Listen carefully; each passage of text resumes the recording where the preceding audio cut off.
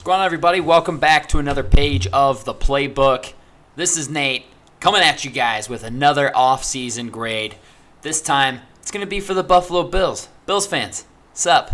How you guys doing? You know it makes me want to shout. It's my heels up and shout. Oh no, Buffalo. Before we get into today's video, guys, I just want to give a special shout out to today's sponsors, starting with Goldfine and Bowles, Lawyers for the Injured.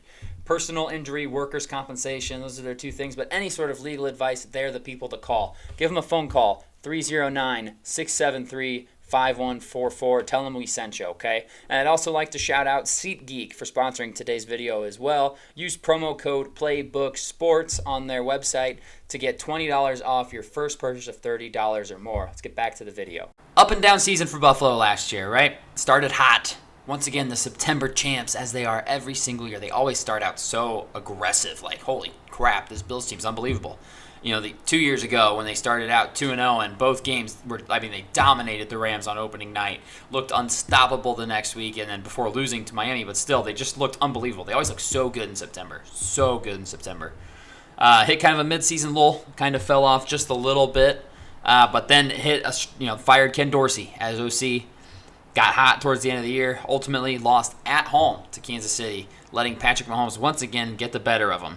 Not a ton of change in the coaching staff this offseason, but a good bit of roster turnover for the Buffalo Bills. Can they claim a fifth straight AFC East title? Is that the new standard for them, and they're looking beyond that? We'll see. Let's talk about their offseason and their coaching changes, and then we'll get into free agency and draft.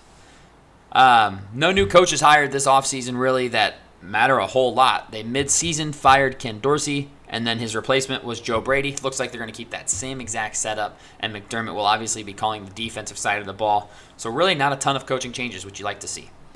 Free agency. They lost a lot. Briefly going to touch on some of the guys at the back half of this. Shaq Lawson and Leonard Floyd, both good edge rushers that had to walk or are available still in free agency that they haven't shown any signs of re-signing at this point in time. Jordan Poyer obviously left, went to Miami. Micah Hyde still currently a free agent. So a new year, new day for the secondary in Buffalo. And Tre'Davious White also gone. So that secondary is going to look really brand new this year. Starting center Mitch Morse is now gone.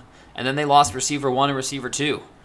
Gabe Davis, Stephon Diggs traded to the Houston Texans. So a ton of cornerstone pieces have walked from the Buffalo Bills this offseason. Kind of something from what I saw. Bills fans sort of expected this. This was kind of the year where they're like, all right, we'll have to reset and rebuild up just a little bit here. Not a rebuild, I don't want to say that. They still have Josh Allen at quarterback, so it will never be a rebuild. But they lost a lot of talent, and they got to try and replace that. Free agency. Brought in Curtis Samuel. Brought in Mike Edwards to be one of their starting safeties. Brought in Nicholas Morrow to be one of their starting linebackers, likely. And then they brought in a couple other depth pieces as wide receivers, Mac Hollins and Chase Claypool. So the free agency additions are kind of underwhelming. They didn't have a ton of cap space to spend. Curtis Samuel brought in to be, at this point in time, receiver 1. He was slated to be wide receiver 1. Mike Edwards, starting safety, is solid. Same with Nick Morrow. I like the defensive signings. But that wide receiver room is really interesting. And by interesting, I mean bad. Very, very bad. We'll see what Josh Allen can do without that alpha receiver, because there's no alpha receiver in this receiver room. There's none. They did try to address it. Let's talk draft. Keon Coleman at pick 33. You're going to hate it. I didn't have him in my top 32 players. Obviously, he went at pick 33. I wouldn't have had him there either. He was not the best wide receiver taken in round 2 either. There are guys after him in round 2 that were taken that I liked more. He cannot separate. He is not a separator. He is not the fastest receiver on the field. 4.61 40, not spectacular. Looks a little faster than that on film, to be fair. However, I would have loved to see him just test better. He did not test better. He's a go-up-and-get-it receiver. He reminds me a lot of Devontae Parker. I see a lot of Devontae Parker in him. No separation. I'm just going to have to go up and get it. Can you do that in the league? I don't know. We'll find out. I think they could have gotten a much better separator with that pick. I think Ladd McConkey would have been a better pick here. He would have been Josh Allen's go-to guy underneath all day long. There were just players that they shouldn't have traded down. I thought Xavier Legette would fit in really well in Buffalo, and they traded out of pick 32 and moved down one spot, and he went at 32. They could have taken Ricky Pearsall when they were at 28. They could have taken Xavier Worthy when they were at 28. And instead they kept moving down. And I don't know. I don't know about these moves. Second round pick, Cole Bishop, pick number 60. I thought that was a really good pick. Very solid safety prospect, probably second or third best safety in the class, in my opinion.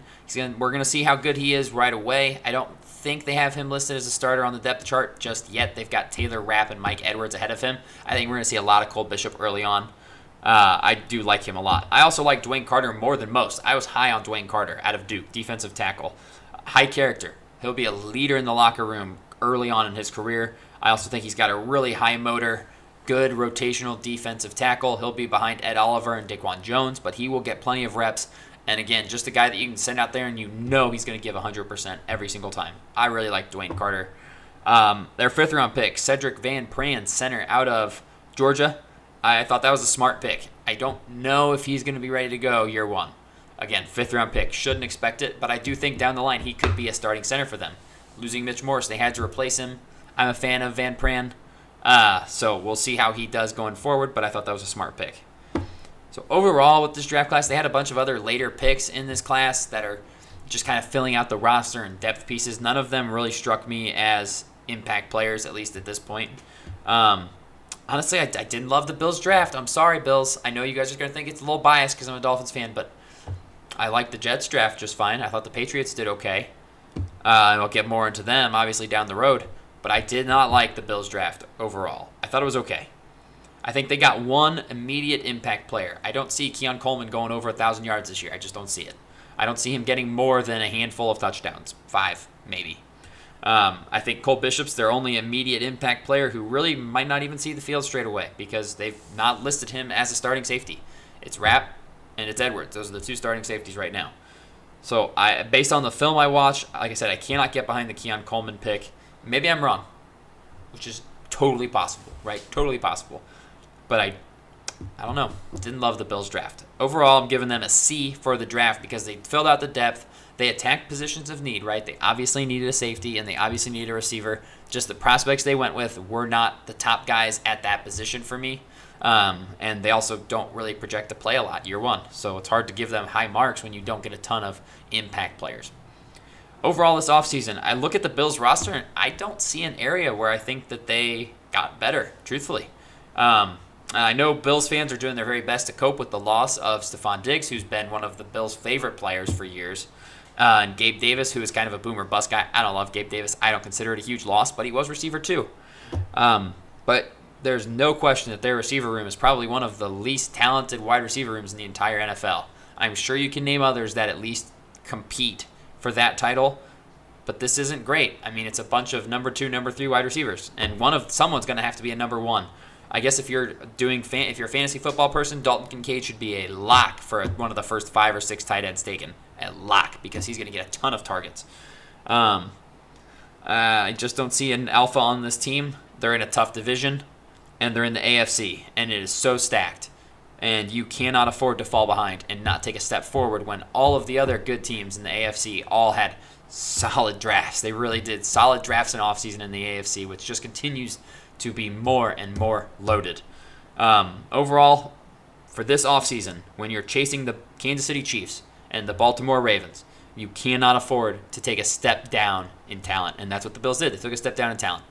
So I'm giving them a C for their overall offseason. You can think that's harsh. You can think it's because he's a Dolphins fan. I'm just being honest. You go look at the depth chart yourself. I don't see a ton of improvement there, honestly. I see a team that scraped away 11 wins last year by getting hot towards the end of the year, and I don't see them pulling that off again. Maybe I'm wrong. I just don't see it happening. So that's all I've got for you guys on the Bills. Let me hear it in the comments section. Very excited to hear it. We'll see you guys in tomorrow's video.